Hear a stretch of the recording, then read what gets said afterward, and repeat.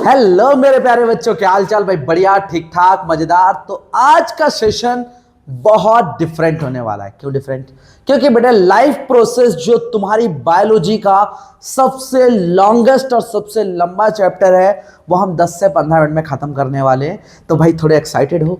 चलो नहीं हो कोई बात नहीं, क्योंकि कल शायद एग्जाम है या तुमको फटाफट इसका रिवीजन करना है कि यार जल्दी जल्दी कोई करवा दे और हमारे को क्रक्स दे दे। तो बेटा हम लोग कोशिश करेंगे कि पूरा का पूरा चैप्टर कुछ ही समय में खत्म करेंगे।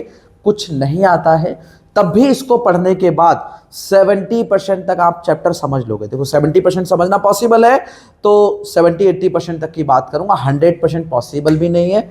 10 मिनट में 15 मिनट में पूरा चैप्टर समझना तो आपको लगभग चीजें आ जाएंगी, उनको समझ लेना। बेटा लाइफ प्रोसेस की अगर बात करें तो हम इस चैप्टर में वो चीजें पढ़ने वाले हैं जो लाइफ को चलाने के लिए बहुत जरूरी है, लाइफ को प्रोसेस करवाने के लिए बहुत ज्यादा जरूरी है, हम उनको पढ़ने वाले हैं। जैसे कि हम लोग सबसे पहले बात करते हैं बेटा न्यूट्रिशन की, रेस्पिरेशन की, फिर देन ट्रांसपोर्टेशन की और एक्सक्रीशन की। थोड़ा थोड़ा सबके बारे में समझ लो। बेटे हमारे जो लाइफ प्रोसेस है उसमें सबसे इंपॉर्टेंट और सबसे पहली चीज न्यूट्रिशन को रखा गया है। वैसे तो मैं बता दूं सारी प्रोसेस खाने को लेके आपके चैप्टर में डाली हुई हैं, लेकिन आप ध्यान से समझना न्यूट्रिशन का मतलब होता है बेटा खाना लेना, खाना खाना। क्यों? अगर कोई भी ऑर्गेनिज्म है और उसको खाना ही ना मिले, अब देखो मैं बोलूँ खाना इंपॉर्टेंट है, तुम बोलो नहीं सर मेरा तो पूरा दिन निकल जाता है ना, बट मैं आपके किसी फेवरेट फूड का नाम ले दूं जैसे कि मोमोज।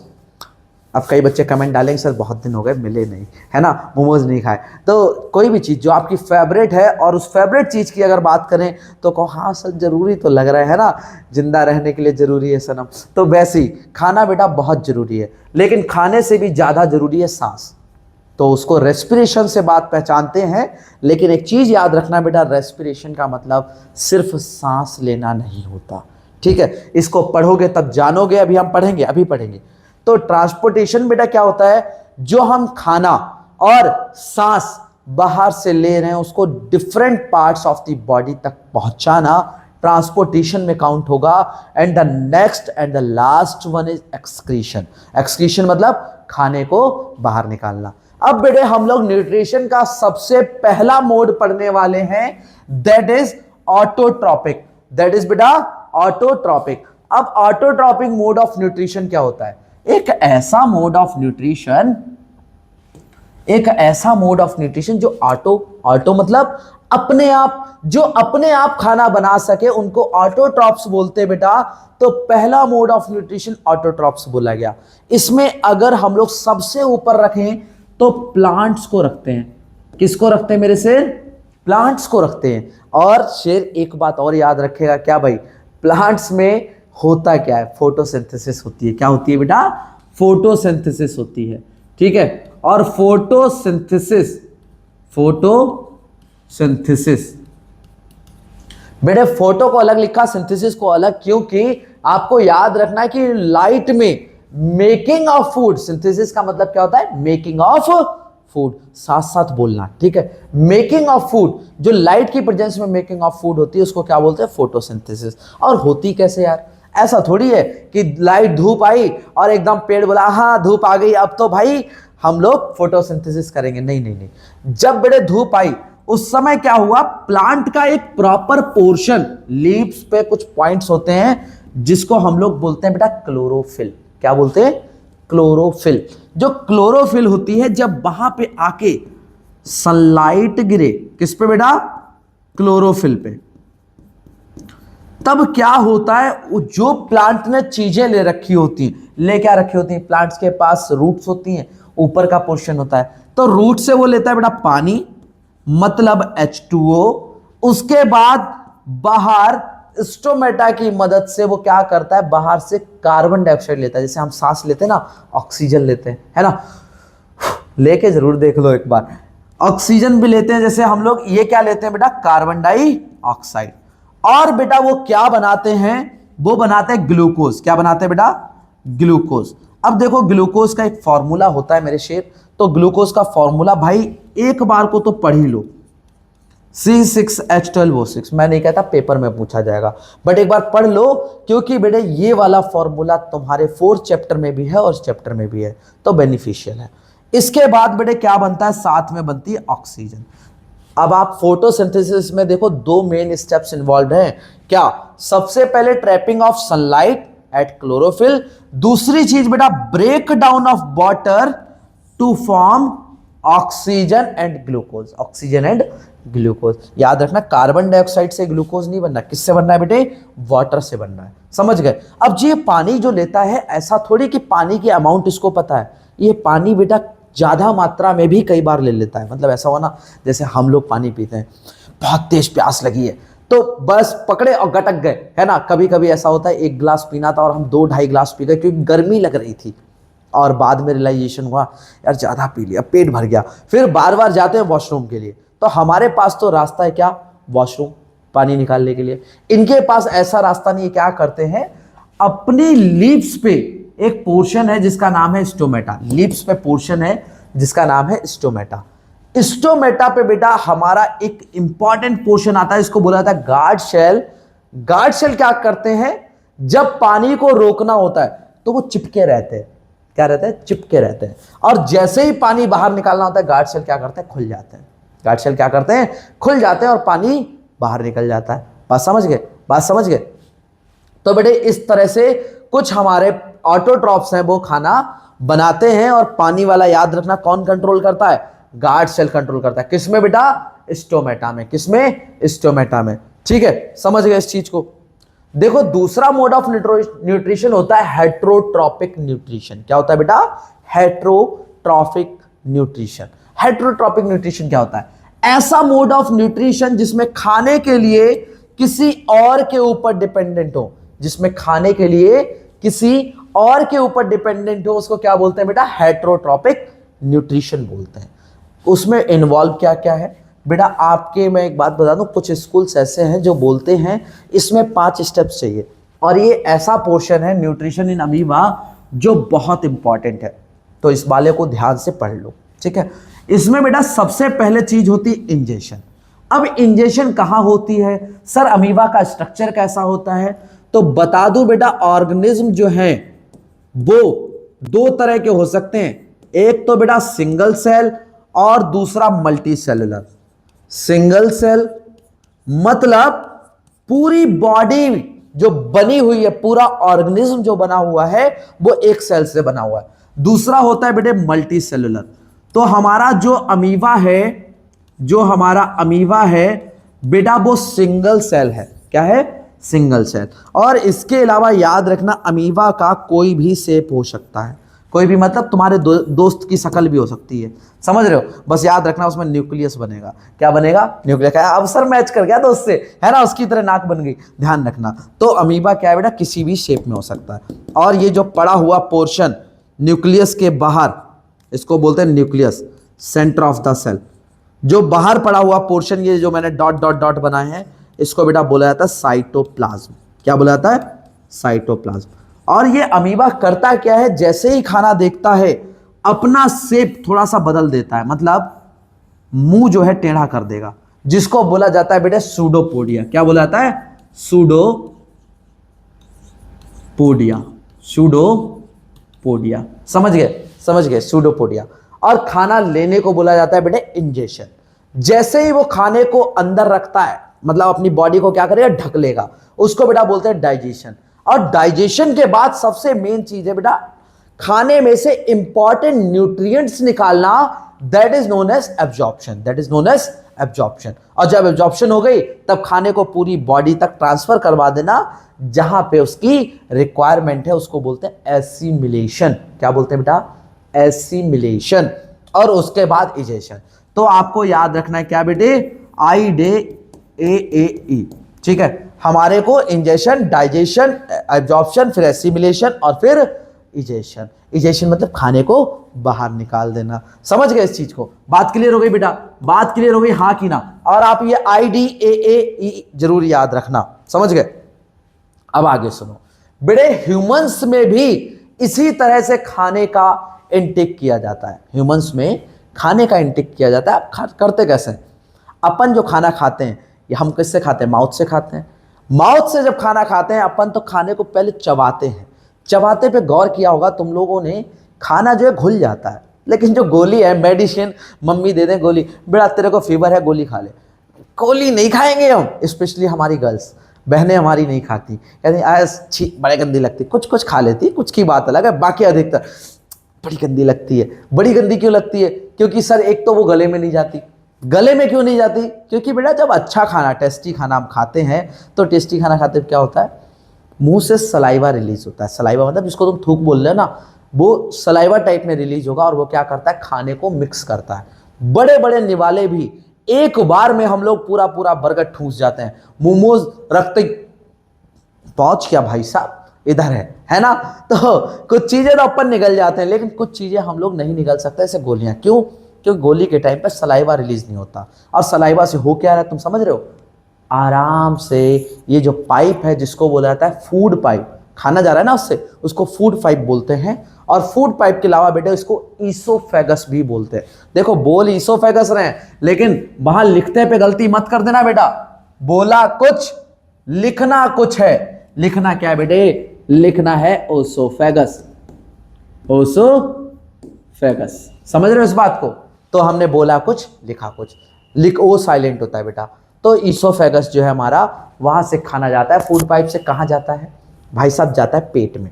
जब पेट में जाता है, जो यू शेप्ड है, पेट में पहुंचता है, तो पेट में क्या होता है बेटे, बहुत सारे जूसेस रिलीज होते हैं जिनको हम लोग गैस्ट्रिक जूसेस बोलते हैं। कहां से रिलीज होते हैं? गैस्ट्रिक ग्लैंड से। यहां से एक क्वेश्चन बहुत इंपॉर्टेंट है कि बेटा वहां पे क्या क्या रिलीज होता है? तुम क्या बोलोगे? सर वहां पे HCl और पेप्सिन रिलीज होता है। HCl और पेप्सिन। अब ये HCl क्या है बेटा? Hydrochloric acid. मैंने बोला ही एसिड। तो एसिड जब रिलीज होता है तो पेट में खाना जो है पचना शुरू हो जाता है। सवाल ये आता है कि पेट में एसिड रिलीज हो रहा है तो यार ऐसा क्यों नहीं होता कि तुम्हारा पेट जल जाए? ऐसा तो कभी नहीं हुआ तुमने कुरकुरे खाए, वो पचना शुरू हुए, थोड़ी देर देर सर बाहर निकल गए? नहीं। क्यों?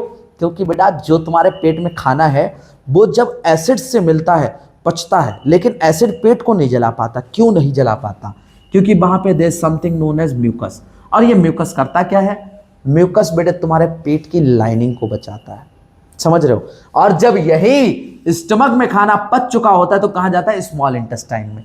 लेकिन स्मॉल इंटेस्टाइन में there is no substance known as mucus. तो फिर क्या होता है यहां पे? यहां पे होता है बेटा कुछ ऐसा कि जो हमारा सब्सटेंस एसिडिक होता है वो एल्कलाइन हो जाता है। क्या हो जाता है? एल्कलाइन हो जाता है, बेसिक नेचर में हो जाता है। कैसा हो जाता है? बेसिक नेचर में हो जाता है। और जब बेसिक होता है बेटे तब क्या होता है? वहां पे आराम से बाइल जूस रिलीज होते हैं। कहां से आते हैं? लिवर से आते हैं। लिवर से जो बाइल जूस है उन्होंने क्या किया? फैट को तोड़ दिया। बेटे मैं बोलूंगा एक स्क्रीनशॉट लेना है और स्क्रीनशॉट लेके या तो वॉलपेपर पे लगाओगे और नहीं तो फिर इसको लिखोगे भाई। समझ गए? या तो वॉलपेपर पे लगाना या लिखना। बेटे बीच का कोई रास्ता नहीं है, वरना ये वाली चीज स्किप हो जाती है। ये तो मैंने तुमसे बोल दिया, यहां से क्वेश्चन आता है भाई 2 नंबर या 1 नंबर में, तो ये इंपॉर्टेंट है। न्यूट्रिशन इन अमीबा इंपॉर्टेंट है। जो मैंने ऑटोट्रॉपिक मोड ऑफ न्यूट्रिशन में तुम्हें बताया कि प्लांट्स कैसे खाना ले रहे हैं वो इंपॉर्टेंट है। अब ये वाली चीज को आगे सुन लेना। स्मॉल इंटेस्टाइन में बेटे केवल बाइल जूस रिलीज नहीं होता, साथ में पेनक्रियाटिक जूस भी रिलीज होता है, जिसमें ट्रिप्सिन क्या करती है? प्रोटीन को तोड़ती है और वो प्रोटीन फाइनली कन्वर्ट हो जाती है अमीनो एसिड में। किसमें? अमीनो एसिड में। स्मॉल इंटेस्टाइन में ट्रिप्सिन भी रिलीज हो रहा है। वो ट्रिप्सिन किसको रिलीज करता है? क्या करता है? प्रोटीन को तोड़ता है और वो प्रोटीन किसमें कन्वर्ट हो जाती है? अमीनो एसिड में।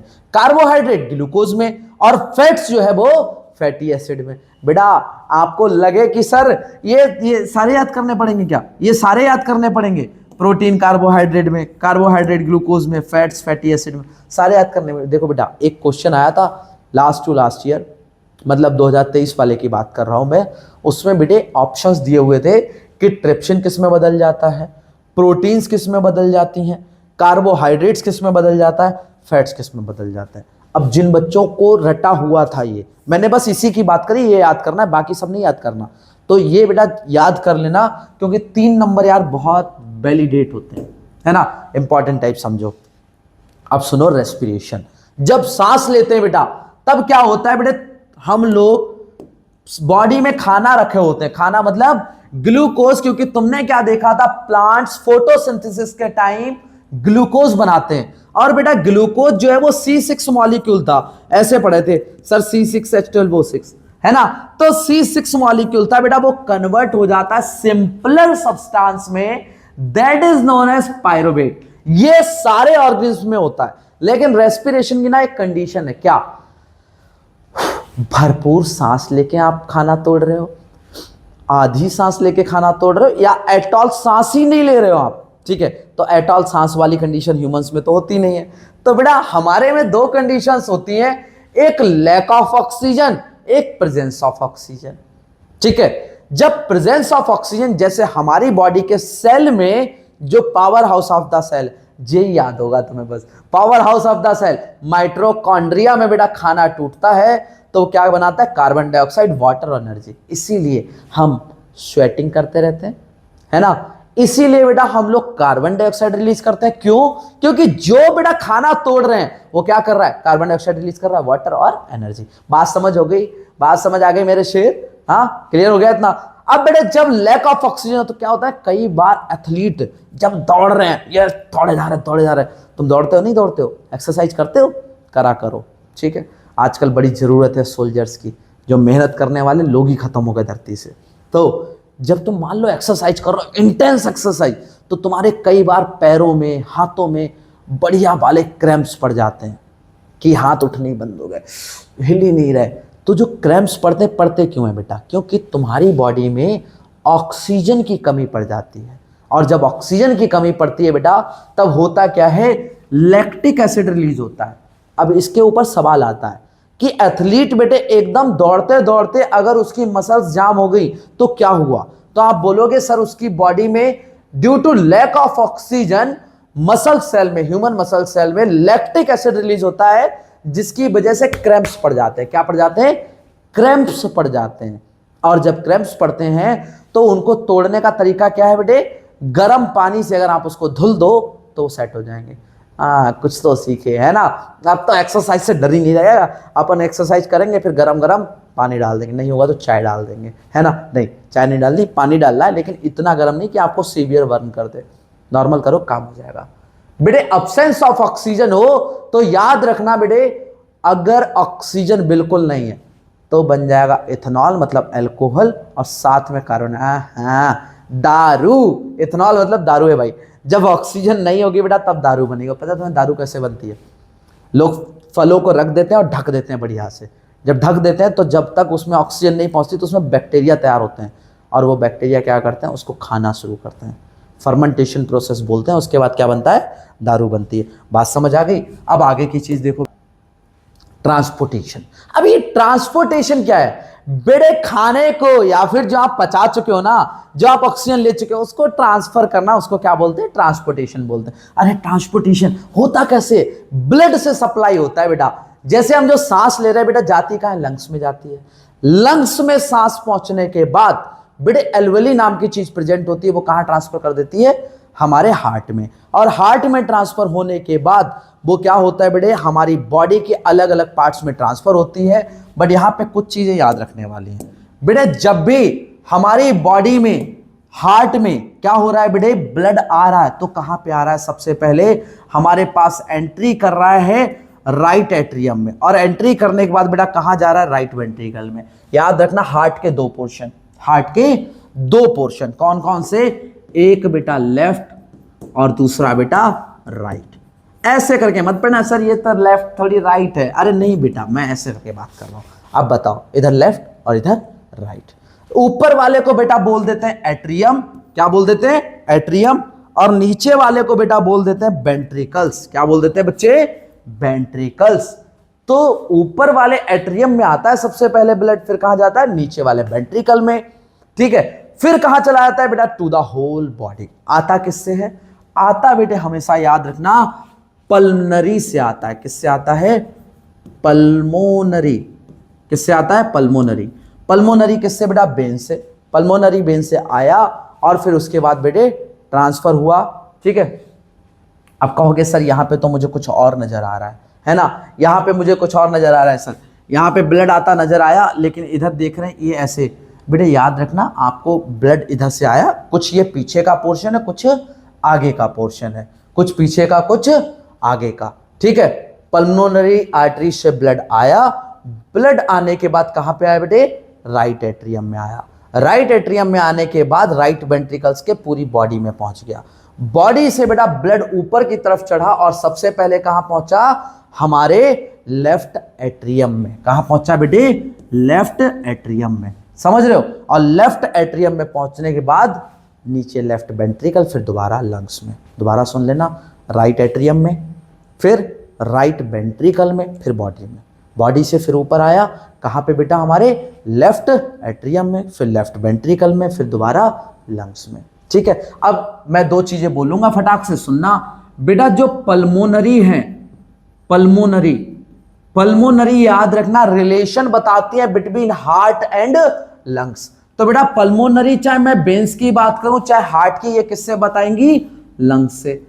अब देखना बेटे, जो आर्टरीज हैं, आर्टरीज, मैं खाली आर्टरीज की बात कर रहा हूं, पल्मोनरी आर्टरीज की नहीं। जो आर्टरीज हैं बेटा, वो away from the heart blood लेके जाती हैं। अब हार्ट से दूर कौन सा लेके जाएंगी, पूरी बॉडी तक, पूरी बॉडी तक, पूरी बॉडी तक बेटा ऑक्सीजनेटेड ब्लड लेके जाएंगी। तो आर्टरीज क्या करती हैं, ऑक्सीजनेटेड ब्लड लेके जाती हैं। और वेन्स कार्बन डाइऑक्साइड लेके आती है नीचे से हार्ट तक, समझ रहे हो। और बेटे इस आर्टरीज का जो जस्ट उल्टा होगा, क्या उल्टा होगा, पल्मोनरी आर्टरी, पल्मोनरी आर्टरी, वो बेटा कार्बन डाइऑक्साइड हार्ट से लेके जाएगी लंग्स तक। और जो पल्मोनरी वेन्स होंगी वो क्या करेंगी, वो बेटा हमारा जो ब्लड है, ऑक्सीजनेटेड ब्लड, वो लंग्स से लेके आएंगी राइट एट्रियम तक। बात समझ गए। जो आर्टरीज का काम है उसका सेम काम हमारा पल्मोनरी वेन्स का है, लेकिन पल्मोनरी वेन्स क्या करता है, लंग से हार्ट तक लेके आता है, ठीक है। उसके बाद आर्टरीज बॉडी तक। जो हमारी वेन्स है वो डीऑक्सीजनेटेड ब्लड, मतलब कार्बन डाइऑक्साइड वाला ब्लड हार्ट तक लेके आते हैं, और हार्ट से वेन्स लेके आई ना। इसका जस्ट उल्टा आर्टरीज। आर्टरीज कौन सी वाली, पल्मोनरी आर्टरीज हमारे हार्ट से लंग तक ब्लड लेके जाती है डीऑक्सीजनेटेड। ओए क्लियर हुआ मेरे शेरों, हाँ कि ना। पता लगे मेरी मीम बना दो ऐसे करके मैं हाथ करके खड़ा हुआ हूं, नहीं बेटे बात समझ आ गई, ठीक है, समझ आ गई, हाँ कि ना, ठीक है। अब सुनना जरा बेटा, लास्ट टॉपिक है एक्सक्रीशन। एक्सक्रीशन में मैंने बस इसे रिप्रेजेंट किया है, बट एक्सक्रीशन में बस यही नहीं है, इसके अलावा भी बहुत सी चीजें हैं, जैसे कि बेटा एक्सक्रीशन इन प्लांट्स। अगर प्लांट्स के एक्सक्रीशन की बात करें तो प्लांट्स भी यार कुछ गंदगी तो छोड़ता है ना, ये तो बात जायज है, हाँ बिल्कुल सही बात है सर। प्लांट्स जो है बेटा जो गंदगी छोड़ रहा है, क्या छोड़ रहा है यार, बदबू तो छोड़ता नहीं है, तो क्या छोड़ता है प्लांट्स, बेटे प्लांट्स जो है भाई अपनी विल्टेड लीव्स को, मतलब कभी कभी लीव्स जो है वो गिरा देता है, वो जो है कार्बन डाइऑक्साइड तो नहीं छोड़ता बट वो ऑक्सीजन छोड़ता है। कार्बन डाइऑक्साइड छोड़ता है रात में, बट वैसे उसके लिए बेस्ट प्रोडक्ट क्या है, ऑक्सीजन जो है वो बेस्ट प्रोडक्ट है। ऐसे ही अगर ह्यूमंस की बात करी जाए तो ह्यूमंस में बेस्ट प्रोडक्ट के बारे में हमें जिसे पढ़ना है, दैट इज यूरिन। यूरिन में बेटा नाइट्रोजीनियस बेस्ट होता है, और वो बेस्ट कैसे फिल्टर होता है बेटा, वो मेनली फिल्टर होता है हमारी किडनी में। अब किडनी में ऐसा क्या है कि वो भाई फिल्टर हो जाता है, बेटे किडनी का जो सबसे इंपॉर्टेंट पोर्शन है that is known as nephron, that is known as nephron. और अगर बेटा नेफ्रॉन की बात करी जाए, किसकी बात करी जाए मेरे शेरों, नेफ्रॉन की बात करी जाए, तो हमेशा याद रखना बेटा ये सबसे इंपॉर्टेंट टॉपिक है, सबसे इंपॉर्टेंट टॉपिक है। नेफ्रॉन में बेटे सबसे जो मेजर पोर्शन है that is Bowman's capsule. Bowman's capsule किससे बना है, ग्लोमेरुलस से बना है। किससे बना है, ग्लोमेरुलस से बना है, जिसके थ्रू हमारा वाटर और लिक्विड जो है, मतलब जैसे कि हमारा ब्लड सप्लाई होता है। और बेटे वो किससे होके जाता है, रेनल आर्टरी से। रेनल आर्टरी में क्या होता है, मेजर चीजों की एब्जॉर्प्शन होती है, जैसे कि बेटे नाइट्रोजनियस बेस्ड, वाटर, यूरिया, इन चीजों की एब्जॉर्प्शन होती है। और वो रेनल वेन्स के थ्रू जाते हुए क्या करता है, जितना भी वाटर वगैरह है वो सब ट्रांसफर कर देता है टू द कलेक्टिंग डक्ट, मतलब जितना बेस्ट प्रोडक्ट है वो किसमें ट्रांसफर कर देगा, कलेक्टिंग डक्ट में। और कलेक्टिंग डक्ट क्या करेगी, उस चीज को बेटा with the help of ureters, ureters मतलब ऐसे पाइप जो किडनी से यूरिनरी ब्लैडर के बीच में लगे होते हैं, और यूरिनरी ब्लैडर पे जाके क्या होता है, वहां पे जाके हमारा जितना भी लिक्विड वेस्ट है जैसे कि यूरिन, वो जाके स्टोर हो जाता है, वो जाके स्टोर हो जाता है। बात समझे? और बेटे जो हमारा यूरिन जो है फिर बाद में हम लोग उसको विद द हेल्प ऑफ पीनस या फिर with the help of vagina remove कर देते हैं, है ना, प्रॉपर पोर्शन से। बाकी समझ गए इतना? ठीक है, इसमें याद रखना बॉमिन्स कैप्सूल ग्लोमेरुलस से बना हुआ है, कप लाइक स्ट्रक्चर है। रेनल आर्टरी से क्या होता है, लिक्विड पास होता है, नाइट्रोजनियस वेस्ट उससे कलेक्ट किया जाता है, कलेक्ट करके कहाँ डाल दिया जाता है, कलेक्टिंग डक्ट में, और वो सप्लाई कर दिया जाता है। बात समझ? आसान था बेटे, आसान है। और ध्यान रखना ये चीजें पूछी जाती हैं और भाई इंपॉर्टेंट भी है। सबसे ज्यादा इंपॉर्टेंट नेफ्रॉन का structure and it's basic component और इसका एक्सप्लेनेशन तुम्हारी एनसीईआरटी बुक्स में है, तो ध्यान रखना, पढ़ते रहना। और हाँ, मस्त रहना, खुश रहना, नॉर्मल सी बात है। बहुत छोटा सा चैप्टर था बट मैंने थोड़ा सा खींच दिया ताकि आपकी कोई भी इंपॉर्टेंट चीज स्किप ना हो। खैर, ध्यान रखिए, बाय बाय, खुश रहिए, चलिए।